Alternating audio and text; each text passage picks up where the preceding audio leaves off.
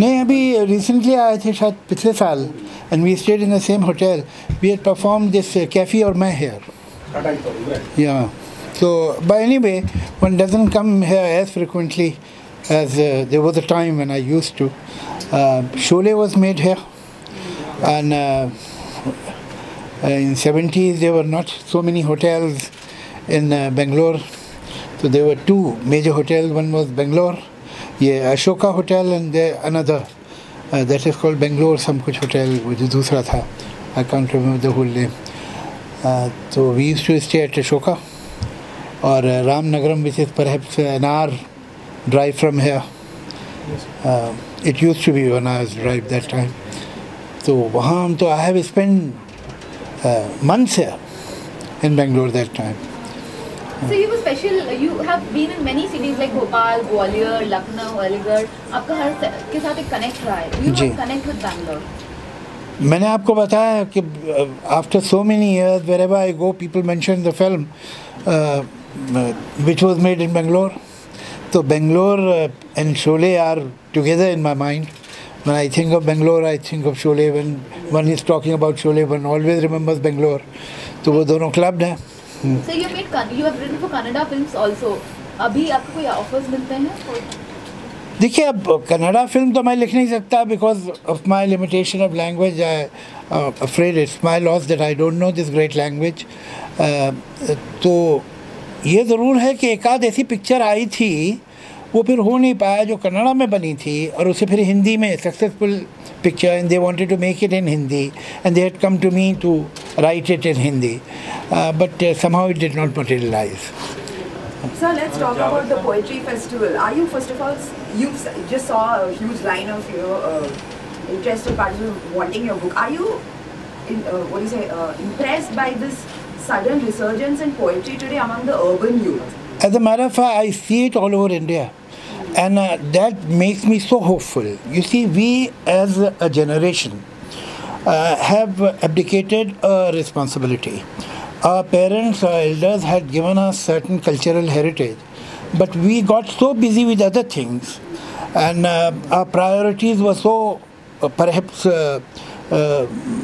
materialistic that we forgot to hand over this heritage to the next generation.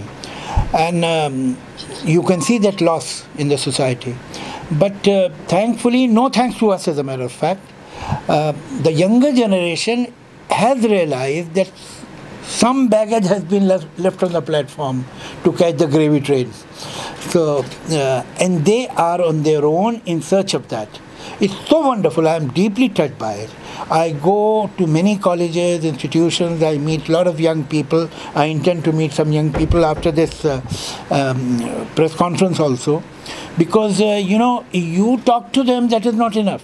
They should talk to you. They should, no question is just a question. Every question is a statement also.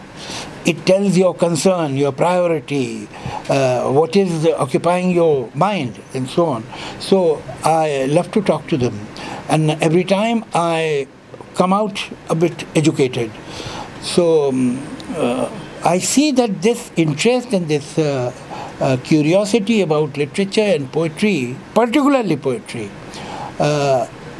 definitely has a tremendous revival in our society, thanks to the young generation. And does that, your interactions with the youngsters also reflect in the songs you write for films today? As a matter of fact, when I joined film industry, the word was, the god was public.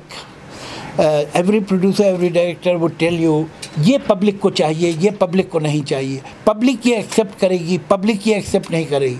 Now public has gone out of the frame. Public is no longer in the frame. Now the latest god is youth.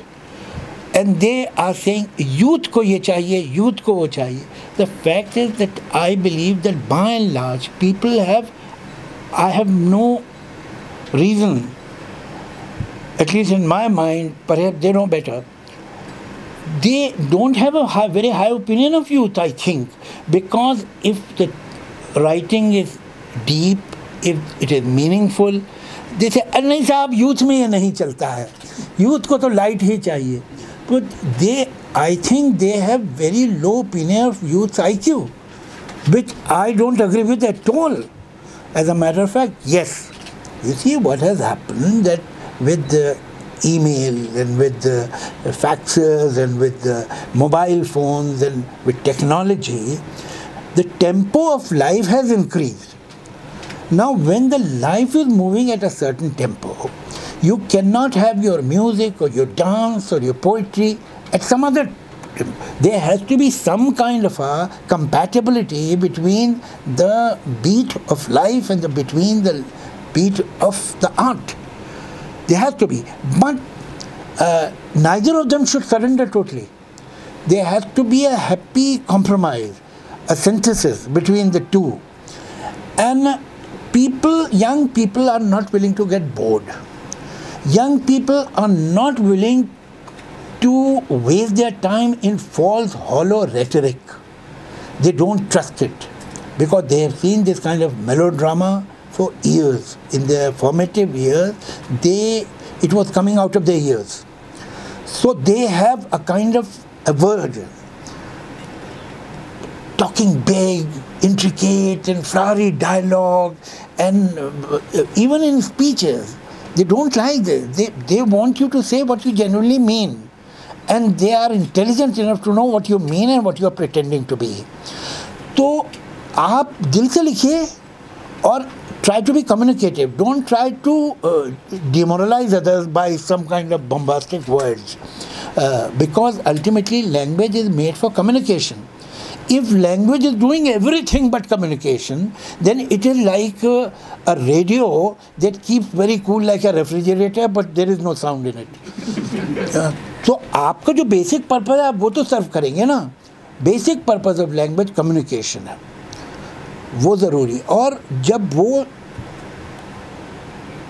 quickly, in minimum words, in words which are accessible, in language that is understandable, decipherable, you say anything, they will appreciate it. So I don't have that kind of opinion about the youth. Yeah. I'm Narendra from the Press Club of India. I'm really big fan of yours. I'm really feeling that, I'm really... Please take your own time, there is no hurry. Yeah. So आप आराम से detail में बताइए. I was really, wanting to meet you. Thank you. You belong to a family whose creative lineage can be traced back. Thank you. What's the question? You started writing poetry in 1980s. I know everything about myself. Don't worry. So my question is, now there are a lot of comparisons made between you and your father earlier. Then now also there are set of poetry writers and lyricists, they write so abstract. I'm talking about Gulzar, one person. He's also an icon. He's often, you and Gulzar have often been compared, Gulzar, when I read or hear him, he's so abstract. But when I hear you, hear your poetry, it kind of, we can understand. So, would you like to comment on the comparisons made between you and Gulzar? There is no need to make any comparison. You see, different people, different writers have different styles, and any style can produce good work and bad work. What is abstract? You see, you have to understand first of all that there is a difference between abstract and absurd. Abstract, nothing is wrong with writing absurd. Abstract.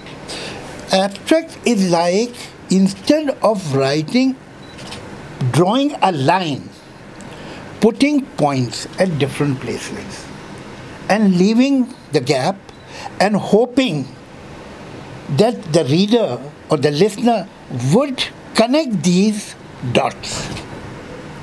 That is abstract. You see, as a matter of fact, you should thank the person who writes abstract. It means he has certain respect for your IQ. He believes that if I'll give you the dots, you will be able to draw the line. So nothing is wrong with abstract. And let me tell you about Gulzar Sahab. You see, it is very difficult to write good poetry. But it is even more difficult to write your own poetry. Poetry that only you have written. The style that is only yours. I must tell you about Gulzar Saab that when I hear his song, I don't have to ask, is it written by Gulzar? The song tells me. It's not an ordinary achievement. You can't undermine it. Very few writers can achieve this. So as a matter of fact, I have great respect for his work. There is a very strange kind of chemistry between you and your son, you know. You're an accomplished poet. You know. Your father was accomplished poet, you became poet. Yeah. Now your son Farhan, you know, he's into direction. And I believe he only writes English poetry. Do you really want your son, you know, to write Urdu poetry as you do? And You see, first of all, greater than you. I think parents should stop wanting after a stage and should respect the individuality of the son or the daughter, that they are as much persons as you are. And one should not expect from the other generation to lead the life that is my fantasy. I cannot expect this. It is their life, it is their decision, and I must respect that. And every parent should respect that.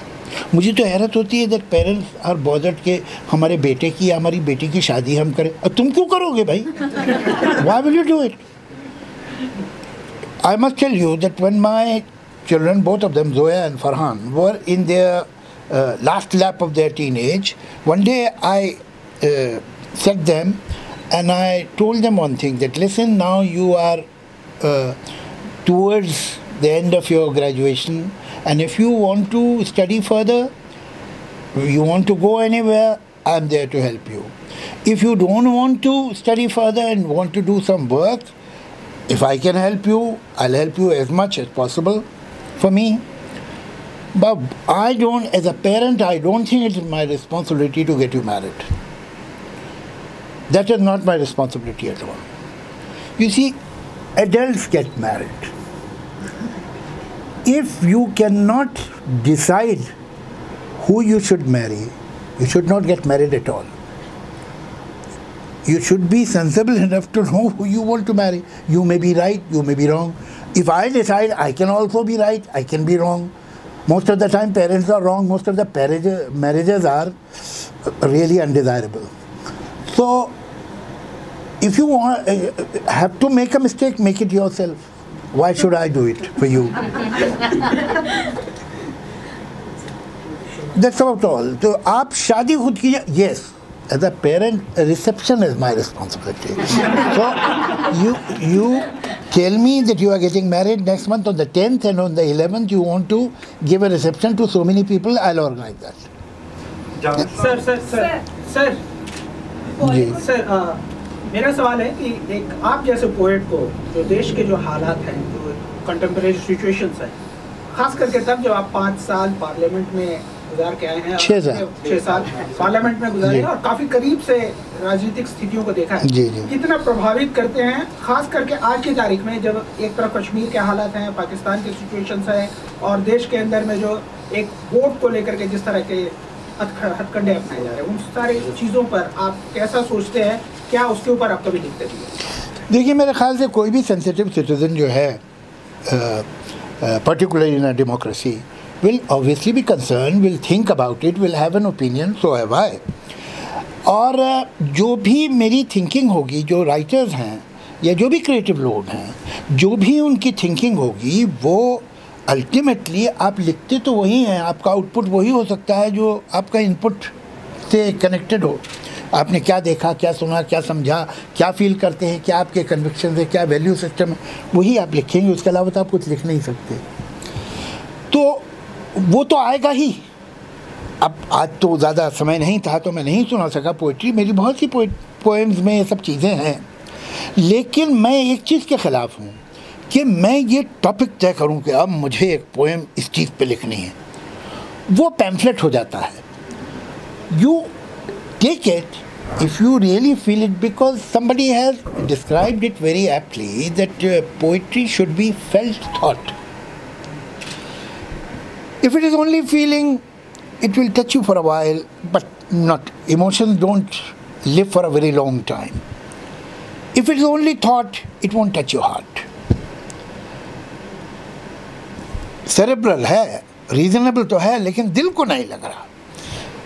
The best thing that can happen is a felt thought, a thought which you have genuinely felt, where you are emotionally attached to this thought.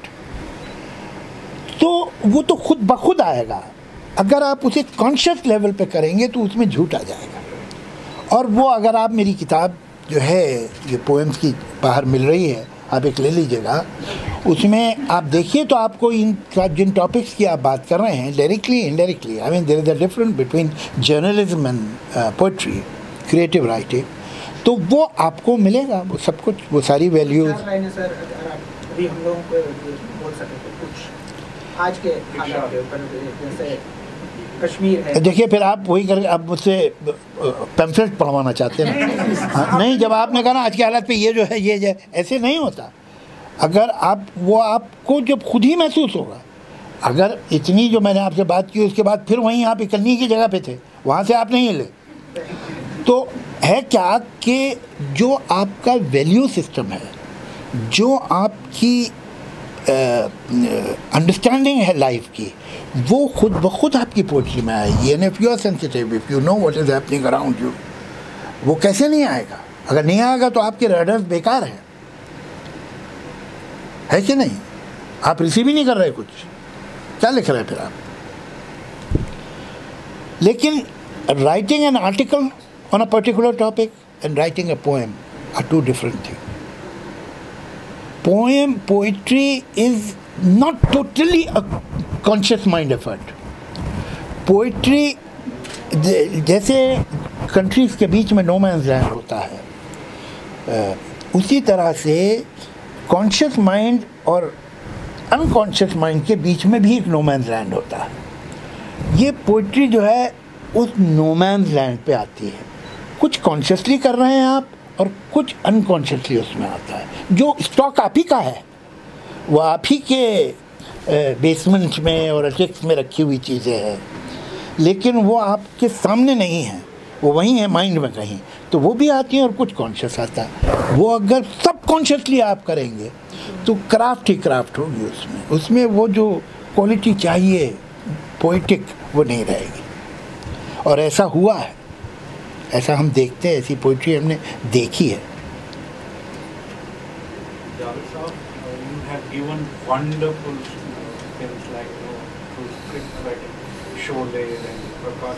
Sir आपके सवाल सुनने में बड़ा अच्छा लगता है, तारीफ से शुरू होते हैं आपके सवाल हैं, आप तो करते ही रहिए. हाँ जी, सवाल क्या है बताइए, चलिए. हाँ जी जी जी जी. This is something that I keep on fantasizing, but I don't know when I'll do it, and if I'll do it, writers become lazy, you know. मुझे तो मेरे डायरेक्टर्स कहते भी हैं कि आप तो भैया एक रूम में, एयर कंडीशन रूम में बैठ के लिख देते हैं कि रात को अंधेरे में वो चला जा रहा था, हमें पूरी रात शूटिंग करनी पड़ती है सड़क. Sir, I had this. Do you have a ritual when you write poetry? You know, do you do anything, or you know, every writer has his own daily regimen, right? आप कुछ करते हैं? I'm afraid nothing. Not at all. You see, writers have many fads, you know. Some writers can write in a particular atmosphere or at a particular table, or they need this and solitude, or they go out somewhere and so on. I can write at any time, anywhere. And I have no need, except I prefer a paper which is not ruled, a plain paper. That's about all. अगर वो भी नहीं है तो चलो वो भी चलेगा, लेकिन if you ask me if do I have any preference at all, तो this is my preference. ये plain paper जो है ये मुझे ruled paper से ज़्यादा comfortable लगता है. बाकी Shabana has written the preface of my book, Talking Songs, that I had done with Nasreen Muni Kabir, a very well-known journalist, about the film songs, their history, how they developed, their language, why some words become obsolete. Like आज हमारे गानों में ये एक word था, बड़ा common word था 40-50s के गानों में, बलमा, बालम, अब क्यों नहीं होता? Why that word is rejected? Why it has gone? All these things we have discussed. So Shabana has written a small foreword or preface, whatever you may call it. So in that preface she has written that if his producers come to know that how quickly he writes the song, they'll stop paying him. तो वो जब ज़रूरत है, I mean, some people ask me that आपने जो इतने romantic गाने लिखे हैं तो इसका source of inspiration क्या है? तो I tell them my source of inspiration is terror. जब मुझे लगता है अब तो भैया मैं डेडलाइन मीट नहीं कर पाऊँगा, then my mind works and I write. Sir, Bollywood literature and politics, which is more near and dear to you? It is very difficult to, you see, any personality, yours, his, anybody's personality, his personality, is made of so many elements, so many things. You see, we are like some kind of a cuisine, you know. उसमें क्या क्या मसाले गए हैं, अब कैसे आप निकाल के अलग अलग देख नहीं सकती हैं आप. तो वो सारी चीज़, वो वाटर टाइट कंपार्टमेंट में भी नहीं है. You see what influences you have taken from the society or from the family or from whatever you have read or whatever you have experienced personally, whatever you have heard, वो watertight compartment में नहीं है. Because you had seen this, so what you read made this kind of influence on you. And because you had read this, whatever you saw made that kind of created that kind of a reaction on you. So it is so complicated and so interactive that it's very difficult to decide कि किस चीज़ ने आपको कितना influence किया है. और fact ये है कि when two elements come within one mind, they mix and they become the third element, जिसका दोनों से एक तरह से directly संबंध नहीं बचता है, कुछ और हो जाता है वो. तो what we ultimately become, obviously we are the product of suggestions. Suggestions which we accepted and suggestions that we rejected. Rejection से भी हमारी personality form होती है ना, acceptance से ही नहीं. तो वो किस चीज़ ने हमको कितना ढाला है. Perhaps if you go to a psychoanalyst for 12 years, he may reach somewhere. There was a time when Kaifi Azmi and Majrooh Sultanpuri used to write lyrics for Bollywood. Do you think अब जो producers की perception है youth को लेकर, जैसा आपने कहा, poetry is somewhere going out of Bollywood lyrics? Going out of, you are very kind, I think it has gone. तो एक ज़माना था साहिर, शैलेंद्र, मजरूह, कैफी, जानिसार अख्तर, भरत व्यास, कवि प्रदीप, ये हिंदी के लिरिसिस्ट थे, Shakeel. I mean, you keep on naming songwriters, a long list, and all of them were so good. All of them were so good. Although my favorites are Sahir and Shailendra, but I have great respect for each one of them. बहुत सारी बातें थी. You see, sometimes people ask me, साहब वो प्यासा में जैसे गाने थे, अब ऐसे गाने क्यों नहीं आते? It's a valid question, but they should understand one thing. Songs are written for a situation. Songs are the part of a narrative. If the narrative will want a certain kind of a song in certain situation, only then you can write that. जाने वो कैसे लोग थे जिनके प्यार को प्यार मिला, अगर एक happy go lucky film light hearted बन रही है, उसमें कोई ट्रेजिक सिचुएशन ही नहीं है, तो आप कैसे लिखेंगे? अगर आप एक एम्बिशियस आदमी की कहानी बना रहे हैं, who wants to be this and you want to be that, ये दुनिया अगर मिल भी जाए तो क्या गाना कैसे लिख सकते हैं? That's not possible. You see, the story should be such that it should provide space for such kind of songs, point one.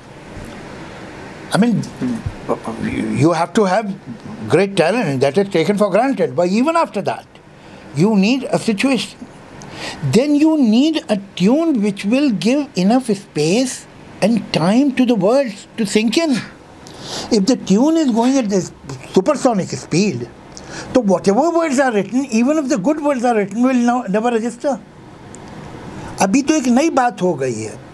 होता क्या, आप देखिएगा गाने कि अक्सर गानों में जो परकशन है, जो बीट है, it is above the voice. तो it becomes a riddle कि ये वर्ड्स हैं क्या. उस पर मतलब आप कंपटीशन करा सकती हैं कि चलो भाई जो सबसे ज़्यादा वर्ड पहचानेगा उसको फर्स्ट प्राइज.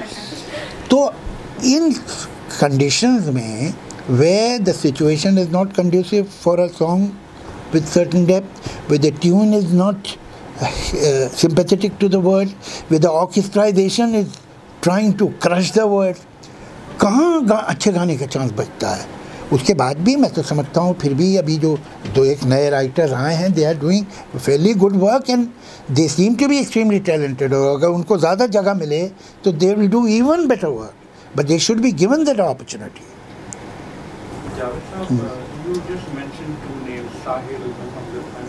नहीं, उससे पहले मैंने बहुत से नाम लिए थे. हाँ, मुझे बहुत पसंद है, इसके मतलब नहीं कि दूसरे नहीं पसंद मुझे.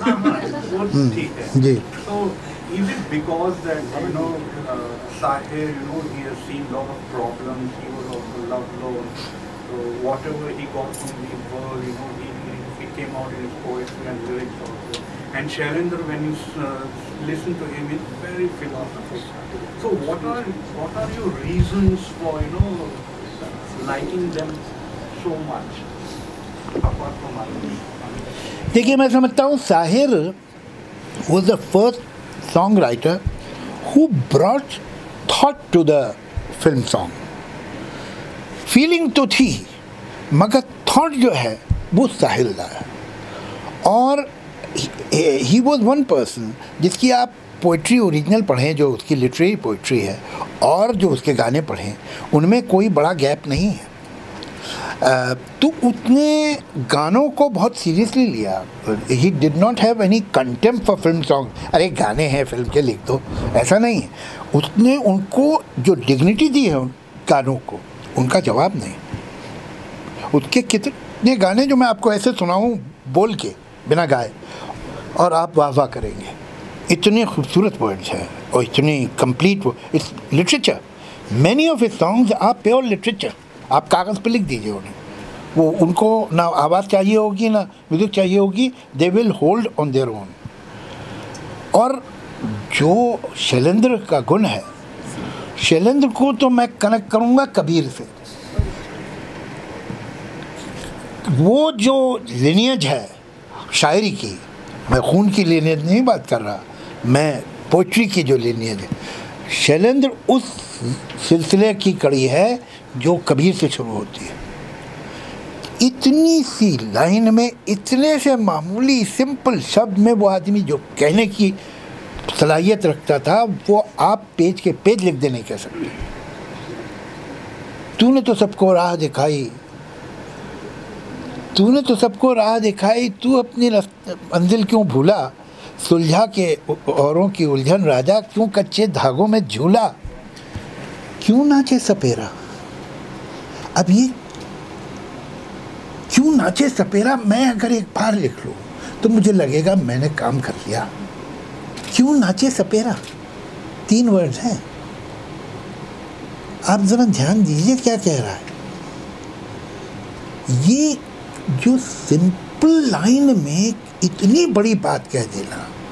सपेरा तो बीन बजाता है, नागने नाचती हैं, नाग नाचते हैं.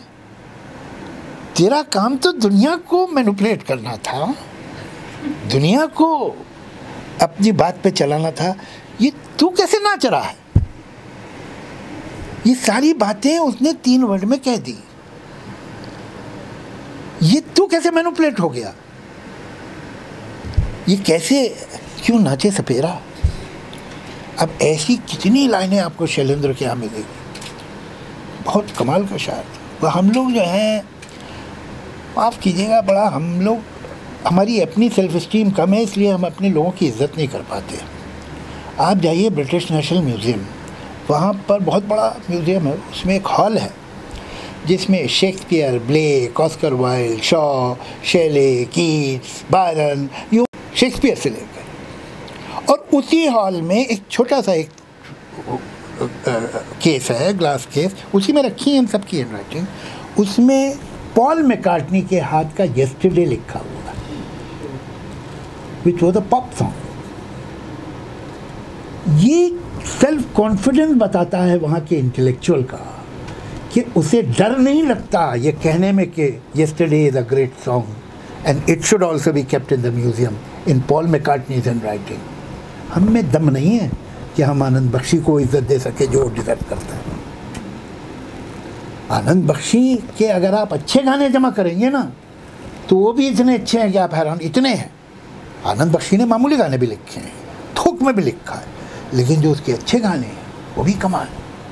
मगर हम ये कहते शर्माएंगे शैलेंद्र को कि या आनंद बख्शी को, साहिर को तो फिर भी, क्योंकि लिटरेरी दुनिया में भी जगह है कि इन्होंने कमाल के गीत लिखे हों, ये कमाल के कविता। तो यार फिल्मी गीतकार को क्या है, क्या तुम्हारा लेवल? ये इन्फीरियरिटी कॉम्प्लेक्स हम में है, ये कमी हमारी है, उनकी नहीं है। सर इंफीरियरिटी कॉम्प्लेक्स को लेकर बात हो रहा है। नसीर जी ने अभी कहा कि राजेश खन्ना ने मीडियोक्रिटी लाई बॉलीवुड में, तो क्या हम यहाँ पे भी सेल्फ एस्टीम के कारण ऐसे कह रहे हैं? देखिए, नसीरुद्दीन शाह को सक्सेसफुल लोग अच्छे नहीं लगते इतनी सी बात। उनको कोई सक्सेसफुल आदमी नहीं पसंद है। अगर पसंद उसका नाम बताएं, ये आदमी मुझे बहुत अच्छा लगता है, हालांकि सक्सेसफुल है, एक नाम मैंने तो आज तक सुना नहीं। और दिलीप कुमार को क्रिटिसाइज़ करते हैं, अमिताभ बच्चन को करते हैं। हर आदमी जो सक्सेसफुल है वो कुछ ज़रा उनको भला नहीं लगता। लास्ट क्वेश्चन, बॉलीवुड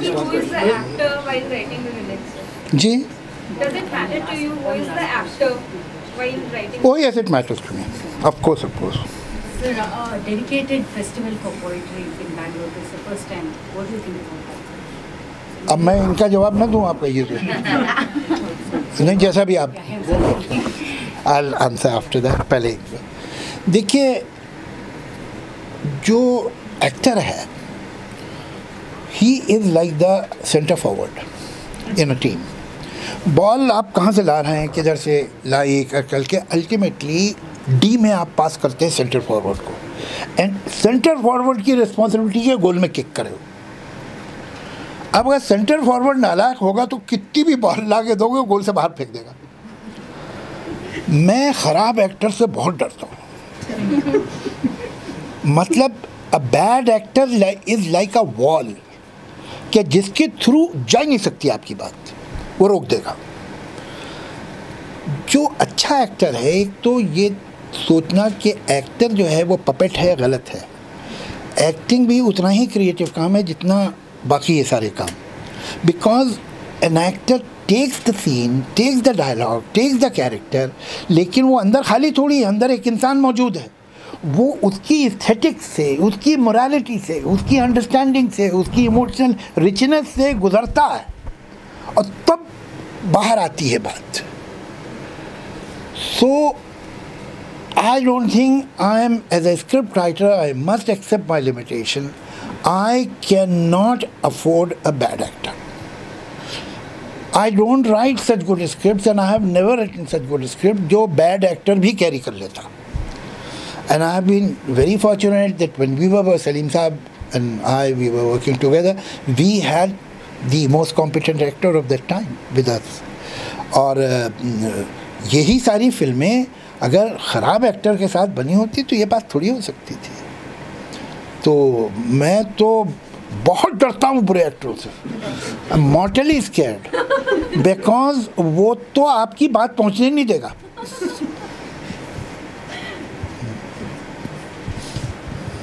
हाँ, आप क्या पूछ रही थी? Yeah, I was just asking you how much, what you think about this dedicated festival for poetry. I think it's wonderful. It's wonderful. Do you see this? I mean, this is what we have been talking earlier. That there is a kind of resurgence. There is a kind of a. I think we are moving towards some kind of a renaissance. No thanks to the establishment. No thanks to my generation. It is totally generated by young people. And that makes me very very optimistic.